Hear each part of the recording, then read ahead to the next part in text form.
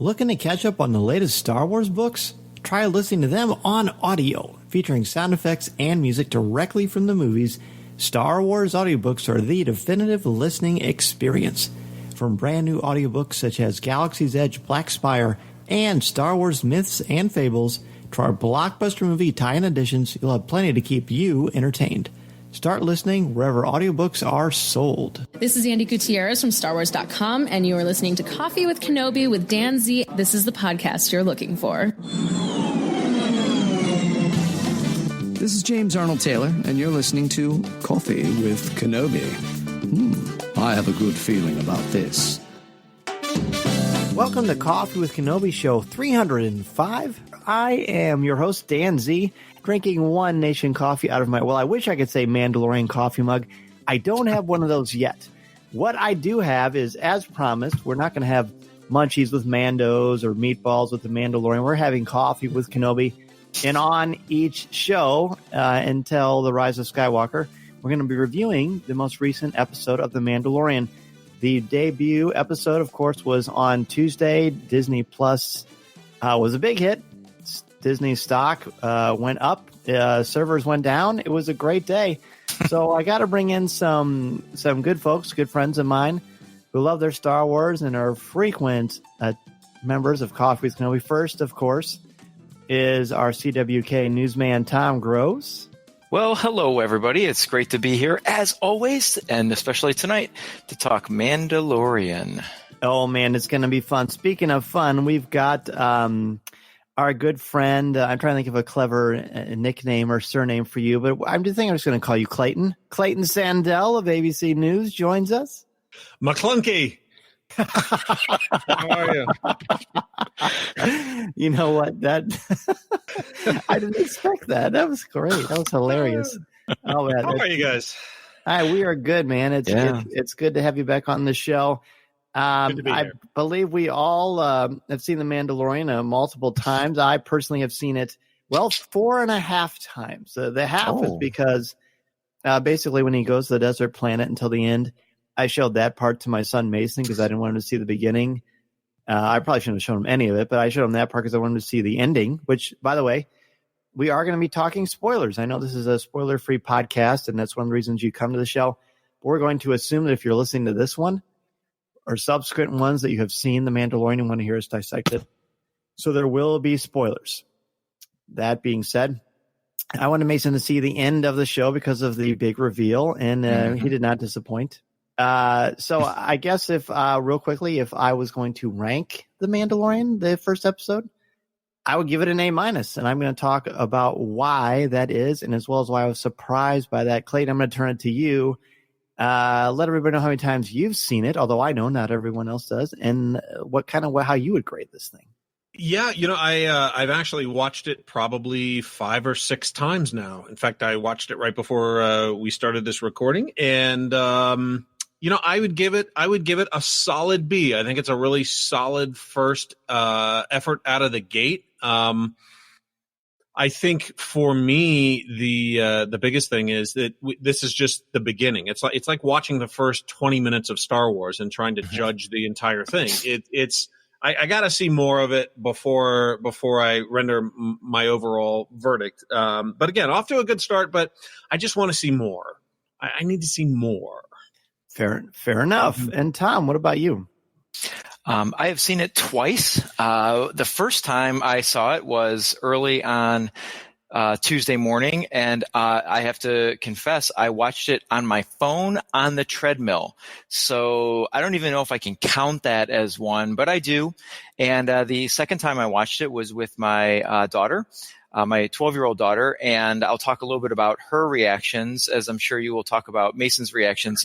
But so I've seen it twice, and our darts are hitting right around the center. I was going to put it at a B+. Oh, good. You burned a lot more calories than I did watching. That's for sure. Well, the first time. All right, well, let's look more closely. Let's just focus, I guess, on the first time you saw it. Clayton, what was the buildup like for you for The Mandalorian and then experiencing it? And did it deliver on everything you had hoped that it did? I have tried. I think I learned from the prequel era to not go into any Star Wars project with an expectation, because I think it just you end up getting disappointed. So I try really hard to not go into any of these things expecting or wanting a certain thing. I'm just sort of there for whatever the creators have come up with, and try to enjoy it. And there is a lot to love about this show. I mean, it looks fantastic. It looks terrific. There's a lot of little Easter eggs, both visually and audio Easter eggs that we can talk about that I love. So I love those little nostalgic bits of it. It manages in 35 or 40 short minutes to go to 3 different worlds, which seems very Star Wars. Three different worlds that are all appear and look very different. And so overall, it was a great start. The areas where I felt like it didn't quite deliver for me is I want to see his face, and I don't know if I assume we're going to. I assume that an actor like Pedro Pascal is not going to get involved in a show where you're never going to see his face, because otherwise, why have him do it at all? He could voice over the character. So it was I wanted to see his face. It was very It was very wonky Star Wars in a way.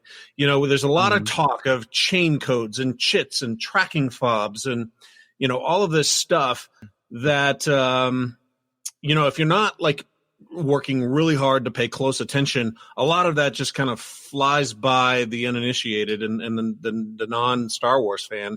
And so I'm not sure that all of that translated as well as it could have. And one thing about for going all the way back to the beginning of the episode, there is this new Star Wars intro graphic that goes by with quick flashes of red and blue, the sort of silvery, helmets of C-3PO and Vader and all these different characters. And I thought that was interesting that they put that there where they did, because it's almost like they felt the need to hit you over the head with the fact that this is Star Wars, because maybe to the casual viewer, to the casual fan or the non-fan, all of this stuff comes flying at you so fast that maybe it's kind of hard to follow in a way. So those are sort of my general impressions of it. But again, the production design is fantastic. I love the environments, the planets, the ships. Walking through the streets. We can talk about what was barbecuing on the spit there in town. So it looked like Star Wars. And my initial feeling was that it didn't entirely feel like Star Wars, but the more I have watched it, and this happened to me with Solo as well, I kind of had the same initial reaction to Solo. I wasn't quite sure what to do with it, but the more that I've watched it, the more that it has grown on me. And so, there's a couple little just, pet peeves of mine. Like Star Wars is a space fantasy, right? I don't need to know that there are toilets in space.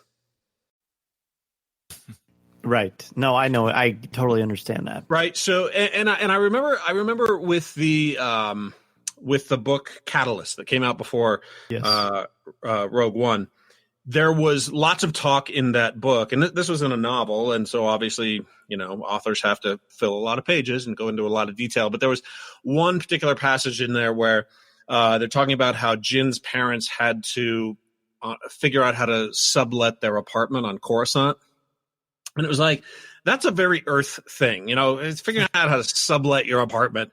Toilets are a very Earth thing. That just didn't, to me, seem to fit. It takes you out of it. It erases the verisimilitude for you.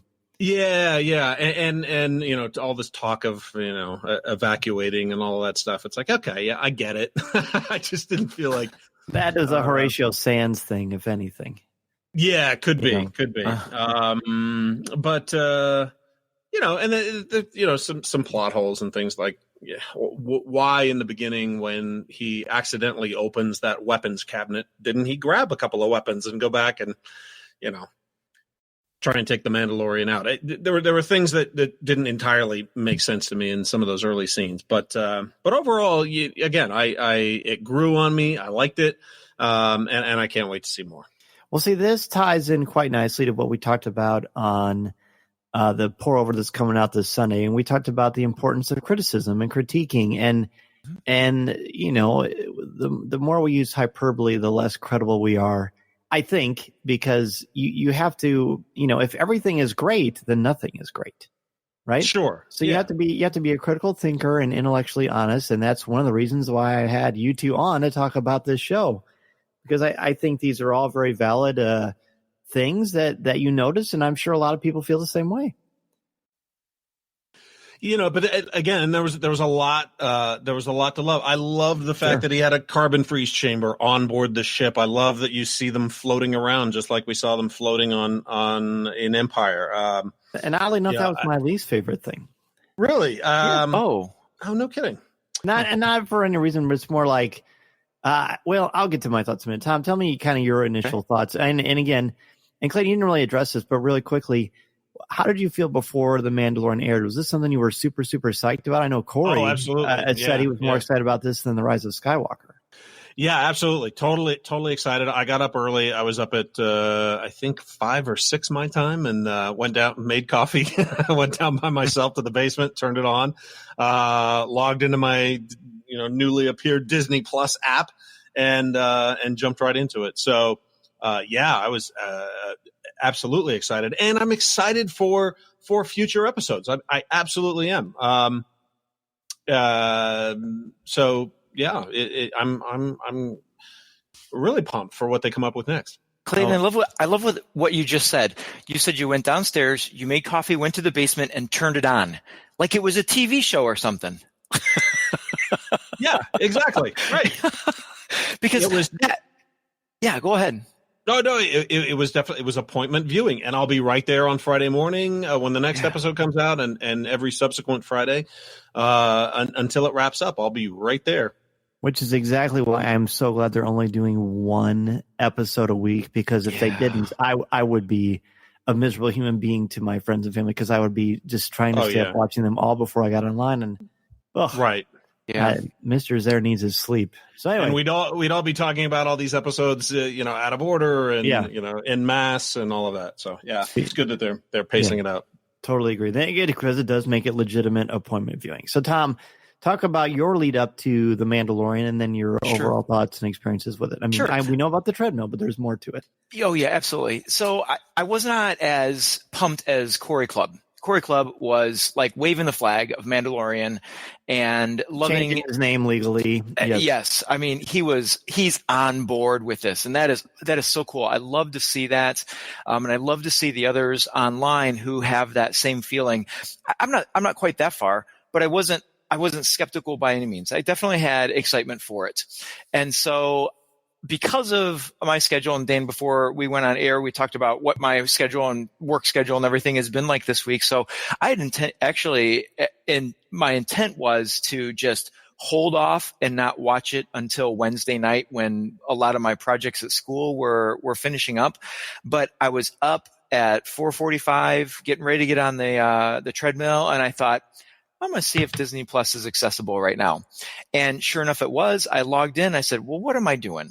This is crazy. Why don't I just watch it while I'm walking on the treadmill? And so I turned it on. Even though at the whole time I was like, why didn't I grab headphones? Why didn't I put it into why didn't I plug in the Chromecast on the TV in the basement and all that kind of stuff? But anyway, it was a little tricky to watch in that setting because of the noir style film. And so it was very, very dark on my phone in that setting. And the tones, the whispery types of conversations made it extremely difficult as well. So it was not a great feel. And the reveal at the end, I kind of had to double take and I wasn't sure what I saw there. And so it was kind of a difficult format to watch. But here was my initial reaction to it. Very much like Clayton, I loved it. I thought it was fantastic visually, even though a lot of it was difficult to see in that first round, but coming through the second time, visually pleasing. The music, phenomenal and very Star Wars different. When I think back to how I thought Solo was going to be so much Western feel, this one, it just takes it to another level of a genre that is kind of new to Star Wars in my eyes. But if I have a criticism about it, and what takes it out of the A range for me, and this is very possible to change as I continue to watch more and more episodes, because let's keep in mind, this is the first live action Star Wars TV show that's a series. And so, Clayton, you mentioned, in the 40 minutes, we went to 3 different planets. He took care of, basically two bounties. One was in progress when we joined him, and the other one is, in progress also, but he's got the asset. And so, I felt like the whole time I was watching this, and I thought maybe it'd correct itself a little bit the second time I viewed it, but I felt very rushed.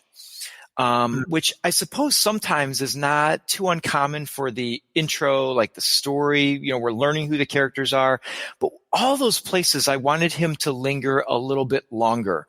I wanted him to stay and have more debate and negotiation in the room with the Imperial officer and the stormtroopers and the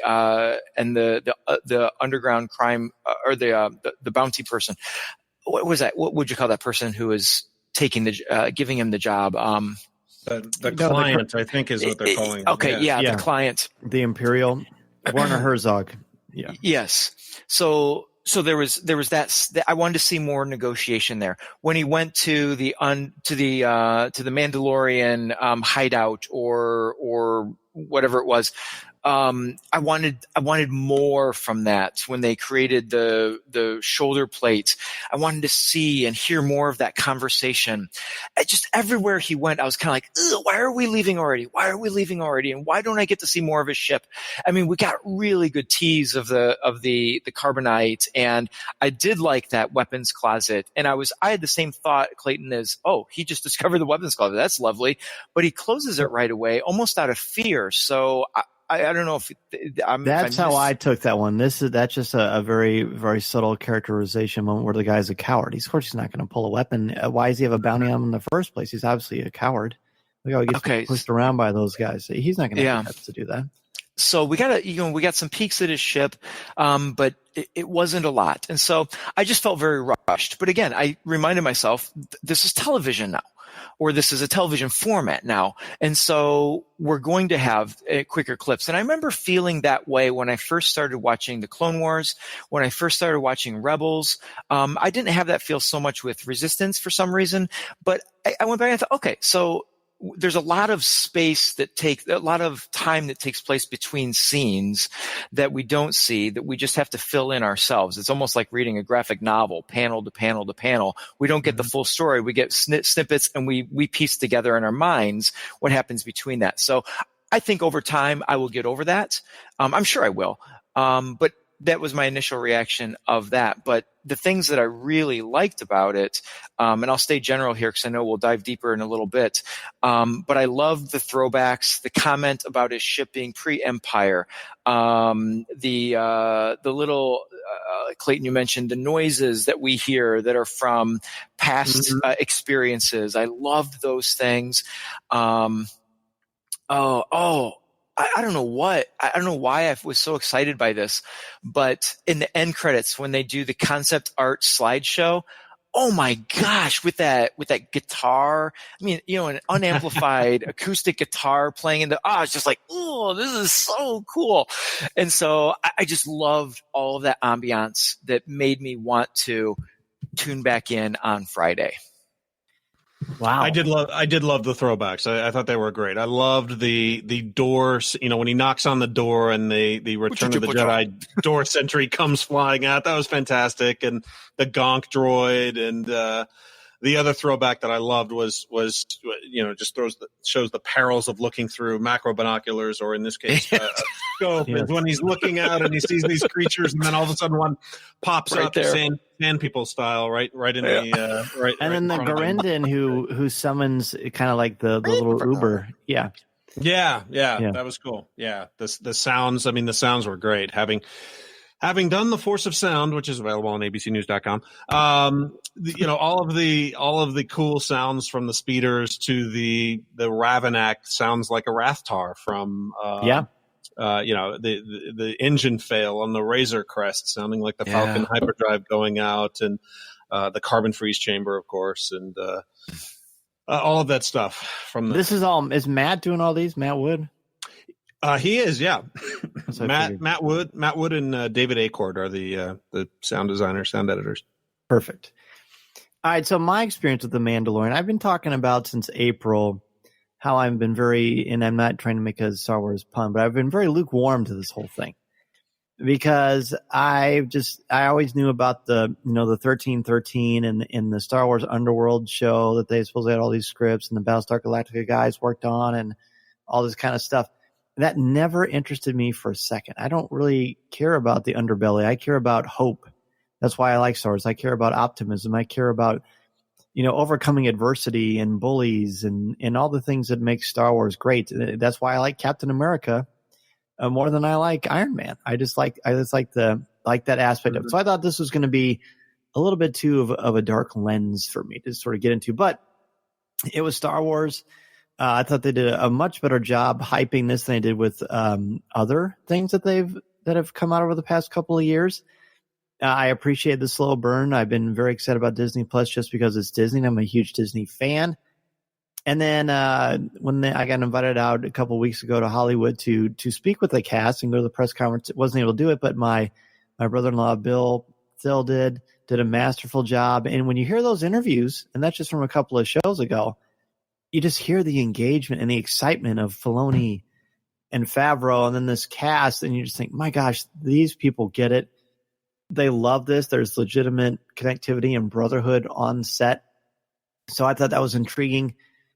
And then on Triple Force Friday, I found the Black Series figure of the Mandalorian, which I had no interest in getting. And then I looked at it in that box and I thought, oh, man. It's pretty sweet, right? Oh, my gosh. Yeah, it's great. So I bought it, and I got it for Corey because he wanted it, and then Tom was lucky enough to grab one for me. So I have one, and I thought, all right, this is starting to kind of turn the tables for me. So we fast forward. I'm getting excited. I'm talking about it nonstop every day at the dinner table. And then Tuesday morning, I had my alarm set pretty early, about 4:30, because I usually wake up every other day and wake up really early to exercise. But I woke up at 3:30 without the alarm, without planning to get up that early, like I was ready to play a football game. And I felt so much adrenaline, and all I could think was, oh my gosh, I've got to watch this before someone spoils it. So I don't know if that means I need therapy or what, but I was very, very fired up. So, all right, I'm going to go to the gym. I'm going to go to school really early, and I'm going to watch it. And that's exactly what I did. And I just sat there, and I think I held my breath through the entire thing, and I loved it. I didn't think I would love it. I didn't know that I'd have a feeling either way. But I loved it. I loved the texture. I liked that the first half was a slow burn, and then the second half was very much not a slow burn at all. That the action sequences were spectacular. I am enraptured with Pedro Pascal and his performance, the way he carries himself. His voice, I think, is perfect for that. I've always thought Boba Fett's Kenner figure is the coolest action figure ever just because of how it looks, but I've never been a huge Boba Fett or Jango guy. I mean, I appreciate them. But this episode made me suddenly think, okay, Mandalorians are awesome. I love Sabine, but I've never been a huge Mandalorian person. Now I am because of this show. And one of the reasons I like it so much is because he is not this silent, tough guy gunslinger without a conscience or without sort of any warmth. I think he's got a ton of warmth. I think it's on full display last minute of the show, obviously. But his interactions with Nick Nolte's character, how do you pronounce it? Is it Kuil? It's Kuiil is how you spell it. Will? I don't know. But anyway, their interactions, even his interactions with IG-11, I thought showed a man capable of empathy, a man who has suffered loss but is not carrying himself around as a victim, and the fact that he was willing to save a young creature without even thinking about it. I thought, okay, this guy has a conscience. This guy has more to him than just being good with a blaster and his weapons. And then little insights into the Mandalorian culture and the fact that he made that. Clayton, you mentioned all these different things. IGN reached out to me and said, hey, can you write something about all the new themes that have been added to the mythology and where these things came from? Where have we seen them before? Mm-hmm. So I learned a lot really, really quickly because you have to when you write an article. And I watched it with the captions on, so I got some of the things you were talking about. Like, otherwise I would have no clue at all about what in these terms were, and kind of piecing them together. And I thought, wow, this is here. And it's like in the original Star Wars where they're not spoon feeding it; they're just kind of keeping it out there like it's just part of it. And we sort of have to play catch up. And real quickly, I know I'm talking a lot, but I want to say I can't tell you how often I rolled my eyes when I heard that there's a lot of holiday special stuff. They actually made it work. They actually made it cool. And I was all in. So I'm absolutely thrilled. I mean, I can't wait till Friday to watch the second one. The only problem is that I'm afraid I'm going to wake up super early again. And I don't know if I'm going to have to go to decaf for a while or what. But yeah, I'm in. That's awesome. Well, in that short amount of time, I mean, they did have kind of if you think about it, kind of a traditional hero's journey in a way. I mean, he meets this elder Ugnaught who sort of is his guide and trains him and sort of helps him along and kind of realize and embrace his past. He's got this talisman, which is this pauldron of this Beskar, metal that's melted down that he takes with him and ends up, I believe, deflecting the shot that is fired by IG-11. I'd have to double check that. Yeah, I can confirm. Yeah. So, so he is on this kind of cool hero's journey. And you do see the humor too, the humor and the humanity. I think Pedro conveys very well. Totally great. So anyway, I really naively thought we could talk about this whole episode in 45 minutes, and we're over halfway through the show. We haven't even really talked about specific plot things. So let's take a quick break, and when we come back, we will do just that. This is Coffee with Kenobi. This is Vanessa Marshall, and you're listening to Coffee with Kenobi.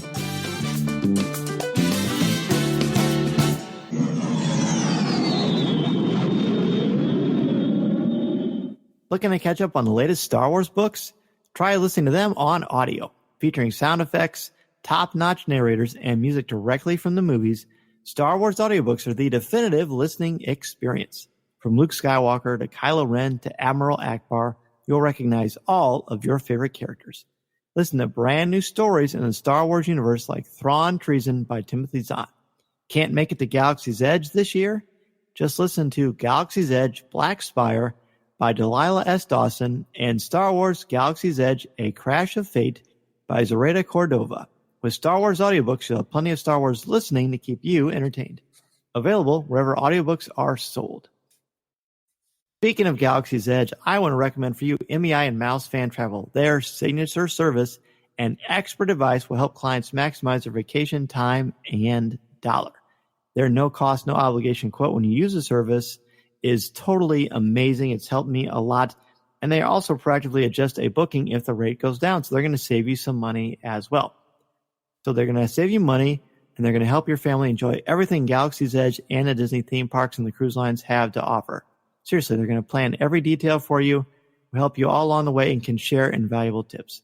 Be sure to go to our affiliate link, which can be found in the show notes on the front of our webpage or on our Twitter feed, and sign up for a free, no-obligation quote. You'll have the best vacation possible and help out Coffee with Kenobi in the process. We are back, and Clayton was just mentioning some more elements that we're enjoying about this, kind of the way they've constructed this thing. As you just said, Clayton, sort of like his own little hero's journey. I thought it was interesting that the description on Disney Plus is that this is Chapter 1. I can't remember a streaming series where we had it divided up into chapters or the episodes themselves. The Odyssey, the classic The Odyssey, is broken up into books, even though they're really chapters too. So I think there's something mythological and interesting there. Let's just kind of break it down a little bit. What specific plot points or character moments do you want to discuss with the rest of the show? And Clayton, feel free to start. Well, let's talk about just tonally how different it comes off. I will say that this is probably the first Star Wars project ever where I would actually caution parents before they sit down and watch it with their young kids. Yes. It starts off with a guy who walks into this bar and cantina and immediately knifes a guy in the back and then cuts another guy completely in half. Yeah. And you could say, well, we were severing limbs in A New Hope. Well, that was with an imaginary laser sword, and that was a little more fantasy based. This starts off, it's gritty, very gritty. So, and that's on display from the very beginning. So that's what stood out to me immediately is this is not your 1977 Star Wars by any stretch. No. But they took it just far enough, because I was surprised to see PG and a little bit relieved. But as I said at the top of the show, that's why I didn't show the whole first 15 minutes to my son, because I just didn't want that kind of stuff in his brain. At the end was a little more actiony and a lot less cold-blooded, I guess, if you ignore what happens at the very, very end. Mm-hmm. But I get that. Tom, what about you? Well, I have to say this, it took a turn that I was not expecting. And I love that you mentioned that about the opening and how violent that is. And one thing I love about the character of the Mandalorian is he's so far, he has surprised me along the way. The way the show opened up with that very violent, cantina, scene was kind of what I was expecting. But then when you, put that in context of how the show ends, in the very last image we get of him reaching into that hover crib or whatever it is, you see so much compassion for him.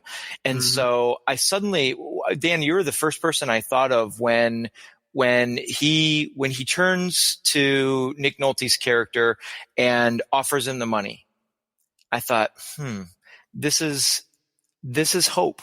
This is a guy who, yes, he's a bounty hunter. He's ruthless with the ruthless, but he has a heart, and he's compassionate toward those who he sees to be fair and kind. And this gentleman, or this Ugnaught, is kind to him. And so he returns that kindness, and he's not cold, and he's not heartless, and he's not, using people. He's trying to do the right thing. So that was really surprising to me plot wise. And I saw, and I tried to stay away from social media and turn away from anything that I saw over the weekend that had anything to do with the Mandalorian. And I knew that they didn't show previews, so I wasn't expecting to get any legitimate spoilers, but I just didn't really want anything to sway me.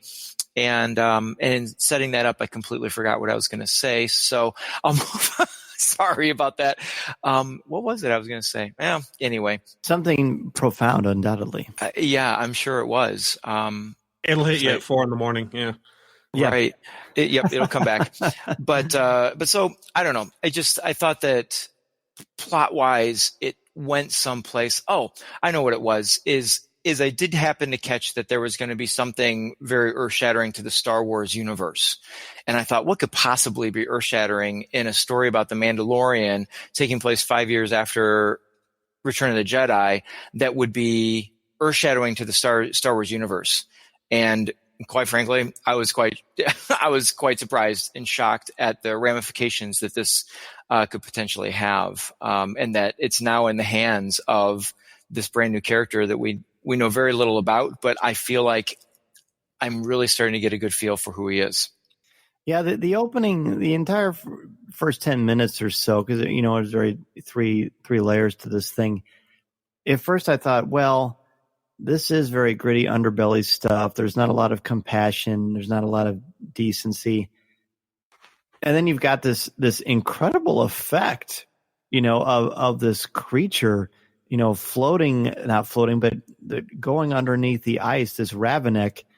This is the first time we've seen a Ravenik in Star Wars. And I thought, okay, we're going to see some new stuff, but it feels like a new blend, a new twist on Star Wars.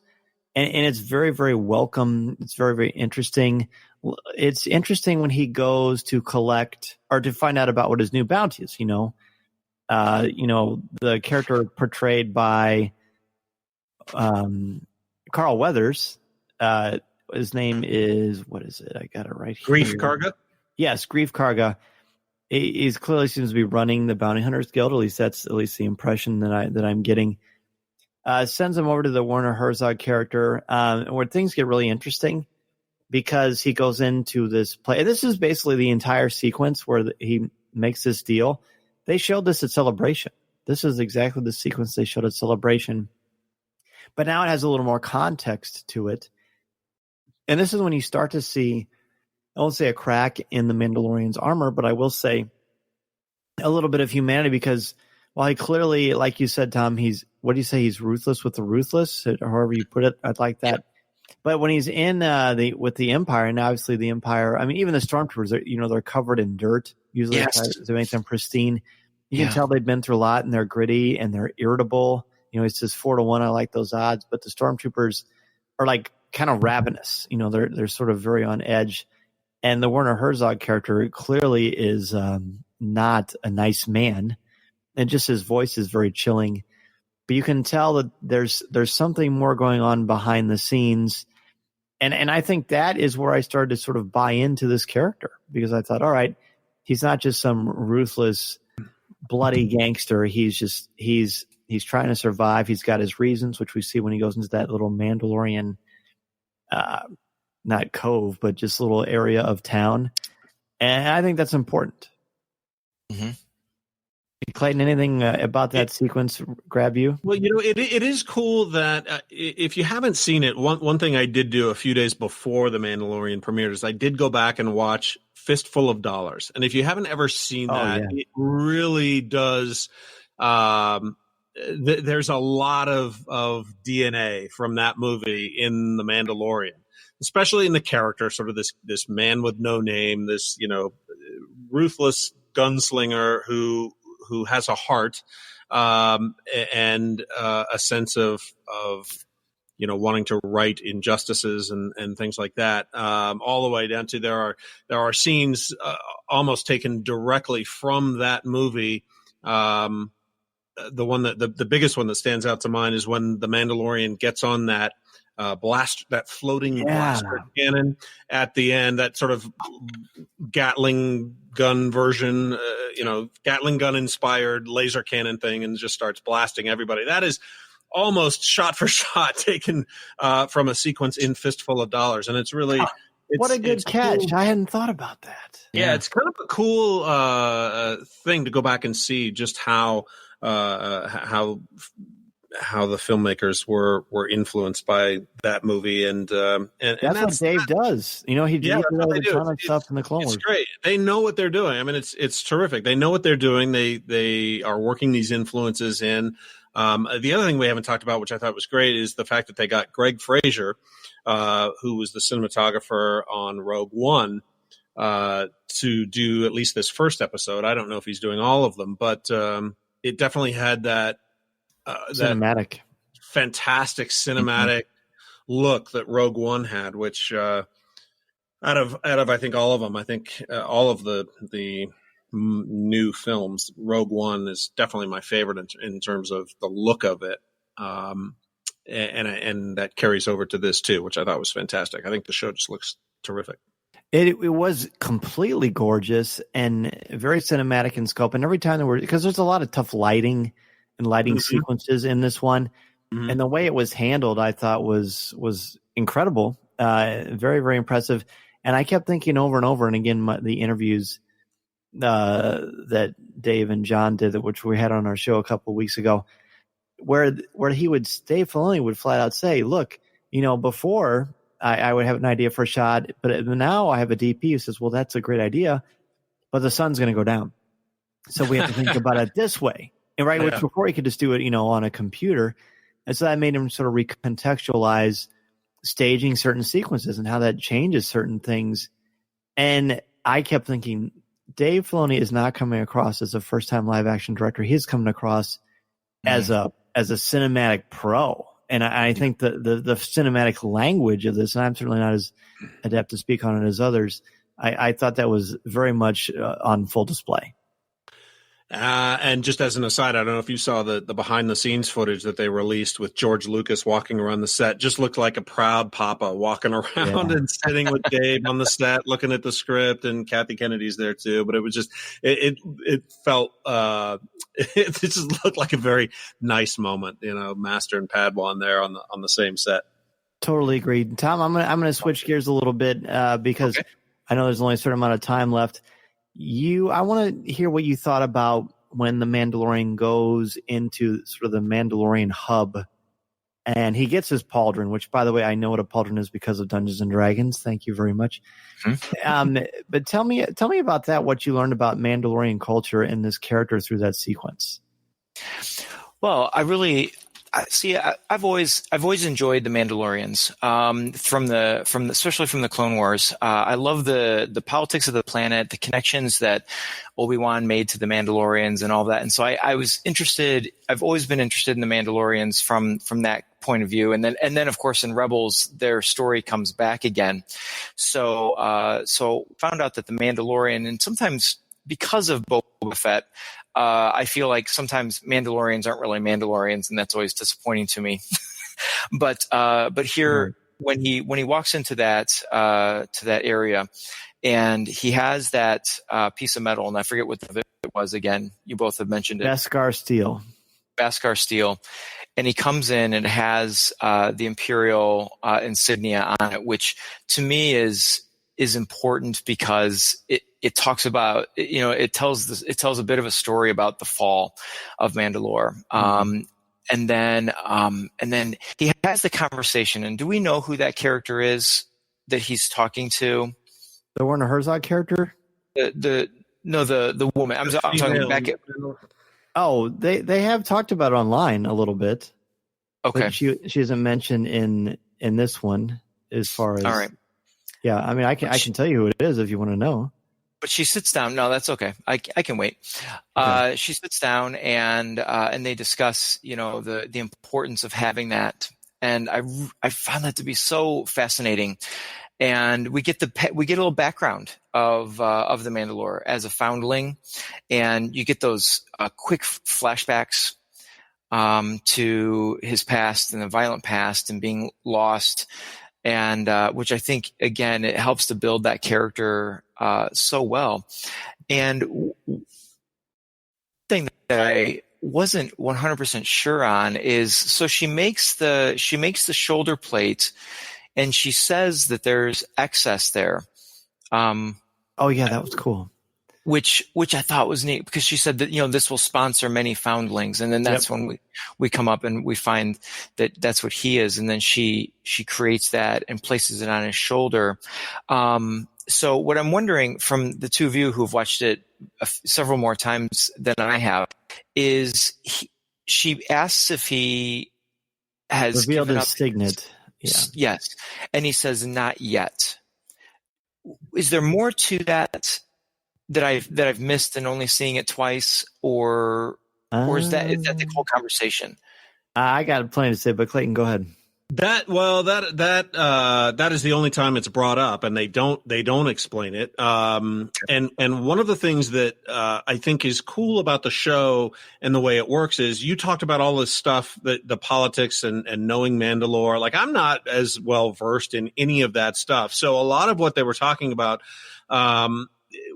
it was cool because for me, they were giving just enough to plant little, mysterious, questions that hopefully will be answered later. Clearly they feel like they were wronged when this Beskar steel was taken and then comes back, very similar to the way like the Nazis used to take gold bars and stamp their, swastikas and logos into it. It had the Imperial logo stamped into it. So, so I don't know what a signet is. I don't know what a foundling is, and that's cool. I'm hoping that they will address that stuff. I think I know as we go on, but it was fun for me not knowing all that other stuff to kind of have these mysteries that hopefully will be addressed. So the only reason I think I have a sense of this is because, like I said, I had to write something for it pretty quick. And as you both know, when you write something, you learn it in different ways. You learn about it in more distinct ways because you have to explain it in words on paper or on the screen. But a signet is basically just a small seal, as we know, especially one set in a ring. So when I heard that, I thought, well, he hasn't revealed his symbol, and maybe more importantly, he hasn't revealed his identity. I mean, he's still known as the Mandalorian. Or does he have to earn it? Like, I wasn't sure. Yeah. Right, which is an excellent point as well. So this woman that we saw, her name, the only thing we know about her, she's known as the Armorer, and Emily Swallow is the actress who plays her. And this is all she says on Instagram. It doesn't spoil anything. It kind of helps flesh it out for us. But it says, the covert leader of a Mandalorian clan in hiding. She's held in the highest esteem and is regarded as the keeper of the old traditions of Mandalore. She's an expert in Beskar foundry work and will help the Mandalorian repair and improve his armor, and she knows more than she lets on. So that's very interesting to me. A foundling, and just based on his flashbacks, is maybe it's Mandalorian people who were found when they lost their families, orphans during the Imperial Purge. Are not the Order 6. When you hear the Purge in Star Wars, you think of Order 66. Yeah. But there are others that experience loss as well, but they may very well go hand in hand with one another. For all we know, that's when the Emperor made his big move on a lot of different things. Yeah. Mm-hmm. So that I think there's a lot of great stuff here. Again, the fact that they're showing us stuff about the Mandalorian culture, even showing that symbol on that door frame. You see when they were walking through, it almost looked like there was Boba Fett's armor, like kind of watching him as he walked by. And it was pretty dark, and I think that's sort of the easy grab to say that. So I have no idea, but we are going to learn more and more as it goes on. And like you said, Clayton, it's almost like he has to earn back or earn pieces of his armor. And because Beskar apparently is like sort of the Star Wars answer to vibranium from the Marvel Universe, huh? Right. Can take on or at least deflect a lightsaber blow even. Right. Apparently. Right. Very true. So we've got two major things we need to talk about still. The Nick Nolte character, and then the very, very end. And we haven't even mentioned IG-11, which could very easily have stolen the show. Taika Waititi was great. And just seeing that assassin droid move around. I mean, how many times have we looked at our IG-88 figures from The Empire Strikes Back? I thought they were cool, but, does this thing even really move? Well, this thing really moves. I know. The action figure has to add a couple of axes, I think, to make it work. Yes, for sure. So where do you want to go first, Clayton?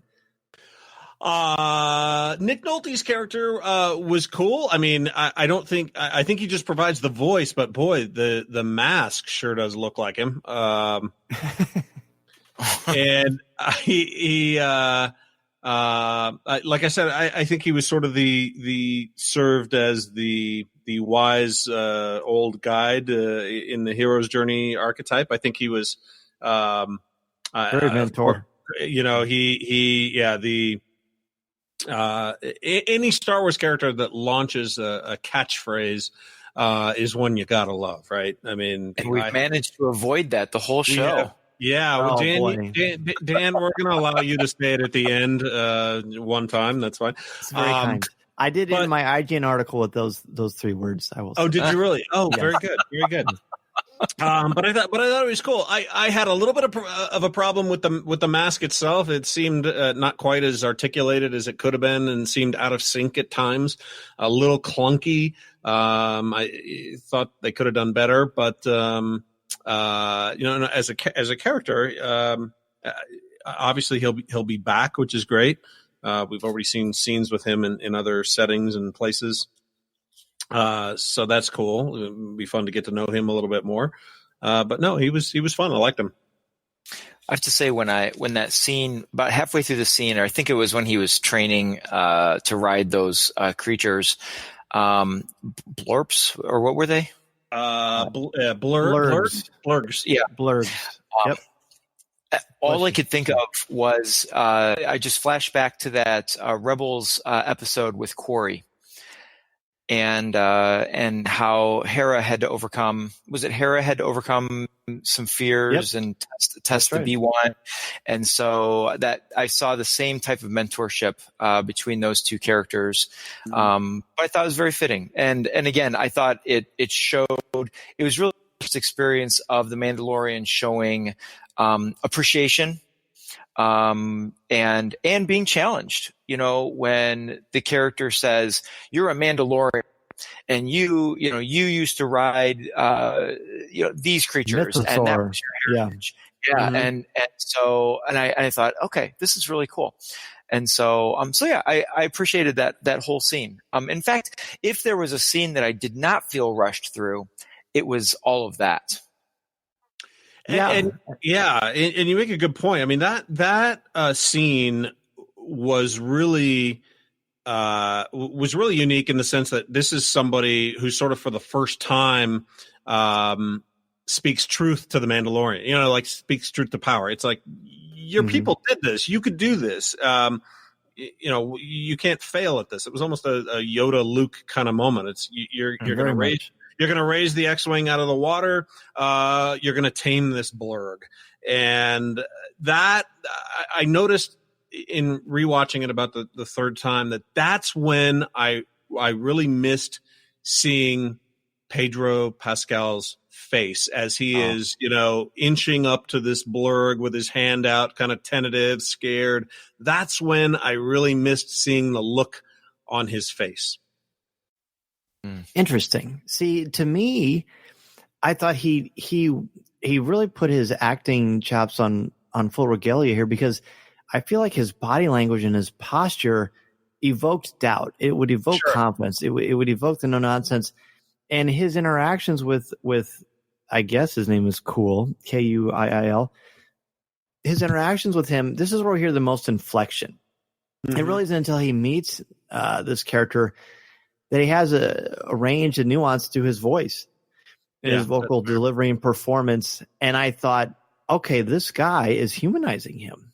And he's not, and it's an interesting dynamic, because they're usually with a mentor, the mentor is clearly above the person in social stature and grace, but they felt like equals in many different ways. And I thought that was kind of a cool choice. You mentioned that, like how the vocal performance and how it would sync up with the dubbing. I noticed that was off as well, but to me that sort of added to his sort of otherworldliness. Sure. Which I thought was kind of a cool choice. But no, I totally get what you're saying there. And you can't help but wonder if this character is going to show up again. I certainly hope so, because I have a lot to learn from each other. I thought it was fascinating and very metaphorical that the Mandalorian isn't able to tame this blurg, these beasts that we first met in the Clone Wars, from Ryloth, you know, Cham Syndulla rides these things. This was a great metaphor for, hey, aggression's not the way here. If I'm going to fight this, I got to calm myself down. I got to make peace with this thing. Kind of like Ezra. Of course, Ezra has the Force, whereas the Mandalorian does not. So I thought that was a wonderful little metaphor that we see sort of extended throughout. Let's move on to IG-11 and this epic battle sequence at the end. Tom, kind of talk about that for us. Yeah, I thought this was pretty fantastic. And I feel like, again, it was another opportunity for us to see a different side of the Mandalorian. Up to this point, all battles that he are completely ruthless. And he's a solo act. And so here we get his, the whole scene starts with his disdain. You know, he sees the droid bounty hunter and he goes, oh, droids, and so we get that. And there's going to be a story there, right? About his interaction with droids. But what we see here is, first of all, his easy willingness to not go to and to not try to compete with IG-11, but to work with IG-11. So I found that to be interesting. I was really surprised at his willingness to split the bounty. So we see that the bounty is more important necessarily than in his eyes, to complete a job is more important than the wealth of the job. So I think that says something about him. But what I really appreciated about this is there was so much character that came out between actually both of them. As robotic as IG-11 is, he was still amusing. And some of my favorite moments were when they were trapped and IG-11 says, my protocol is to establish the self-destruct. And he keeps saying, don't self-destruct, stop this. And at one point he's like, stop it. It happens 3 times, actually. Yeah. And so you see a lot of character come out of the Mandalorian in that battle. But you also get, he's ingenious and he comes up with a creative way to take control of the Gatling gun. And I can't wait to see, I wrote down a fistful of dollars here to go see and see how much this battle reflects that, because it did very much have that Western feel. The protagonists are very overwhelmed, but find a way to overcome overwhelming odds from the villain. And so we get that. That is so spot on, by the way. That A Fistful of Dollars is part 1 of a trilogy of the spaghetti westerns that Clint Eastwood did for Sergio Leone. The second one is for a few dollars more, and the third one is The Good, the Bad, and the Ugly. Hey, Clayton, I was wondering, where is there a streaming service that carries that, or do you just have a DVD of that? No, I went to Amazon Prime. Had it for you could rent it for $2.99 or whatever. Yeah, I have it on VHS if you want to borrow it. I'm into the attic and dust off the VCR. Yeah, I was going to say it'll cost you $300 for a VHS player. Yes, but other than that. So yeah, I really liked how that battle goes in comparison. Again, we go back to the beginning, and I really feel like that opening scene, as violent as it was, really gave us a lot of original feel for who the Mandalorian is. But everything after that shows depth to his character, and it's a similar kind of battle, overwhelming odds. Even though 4-1 are odds that he likes, this is definitely not 4-1 odds. Like 40-1. Yeah. Yeah, it kind of that very much that and him taming that blurg reminded me of the Lone Ranger, actually, and when the Lone Ranger tamed Silver. So like you both are saying, it evokes a lot of the old Western motifs, but it doesn't feel forced or like a gimmick. It just feels like an authentic part of the storytelling process, which was nice. All right, so let's move on to the end. Clayton, why don't you be the guy who lets us know what happened? Because I'm excited to find out. Well, I will say, as he walked up to what looked like, maybe it's because I have a 6-year-old, and so this wasn't too far in my past, but I knew instantly when the shape of that sort of bassinet carrier thing popped up that clearly it was going to be some sort of infant something. But boy, I did not see that coming. I did not. And was pleasantly surprised that they kind of went there, and it immediately changed the tenor of the entire previous 35 minutes that we had watched, and I knew immediately that this is going to take us in a direction that I did not expect. I mean, it's now like. Now I'm forgetting the name of the movie. The Natalie Portman's first movie. Oh gosh. Yeah, exactly. It's going to come to me at 4 a.m. Or it reminds me of Lone Wolf and Cub too, the graphic novel. Okay. Yeah. Right. Yeah. Right. So it gave me hope for this being a rather complex story, because now this is something that. It's like 3 minutes. The Professional. Right? It's like The Professional. Thank you. So now this is going to take the Mandalorian into sort of uncharted territory for him and the rest of us. So it's very, very exciting. And when I did the same thing, I showed my son Alex that scene, and I had walked upstairs to grab something while he was watching it down in the living room, and I hear down from the living room, he goes, "Baby Yoda, Baby Yoda!" Very excited. Yeah. When I showed Mason, he probably spent the next 10 minutes talking about how much he wished he had a Baby Yoda. Yeah, and he would love to give it a hug. And do we have a stuffed animal Baby Yoda, Daddy? And no, we don't. But I'm sure that Batu will have one very soon. Because seriously, is there anything? Cuter? Obviously it was a puppet, I would assume, but what an incredibly gorgeous looking puppet. That could have been a real joke. And it turned out being an incredibly powerful moment of pathos. Talk about humanizing the Mandalorian even more. Yeah. And how could you not think of Michelangelo in the Sistine Chapel when you see the two fingers touch? Yeah. That's, talk about creation and two powerhouses meeting. I thought it was so, the way that that Filoni framed that, and you kind of see the background of the ears popping up. I kept thinking about E.T. as far as that feeling of childlike innocence meeting something that isn't human, but is humanistic, and it brings out the best in humanity. I thought it was a bold move, a move I didn't expect, and I was just so delighted with it. And when I've had the good luxury of showing it not only to Mason but to my students, and the gasps and the looks that these 18-year-old boys and girls give each other of just pure delight and joy. I'm telling you guys, it gave me goosebumps, and I think that's one of the reasons I like this episode so much. Man, I never had a teacher as cool as you. That's awesome. Hey, you're welcome to come anytime. Thank you. Tom, what about you for this one? Yeah, so I knew what was coming, and so I'm sitting. My daughter's across the room on the couch watching, and she was knitting she's an avid knitter. And so I said, you need to put down your knitting needles and just watch from here on out. When the door drops to the ground and IG-11 and the Mandalorian walk in, I said, you need to just pay 100% attention here. And so she knew something big was coming, but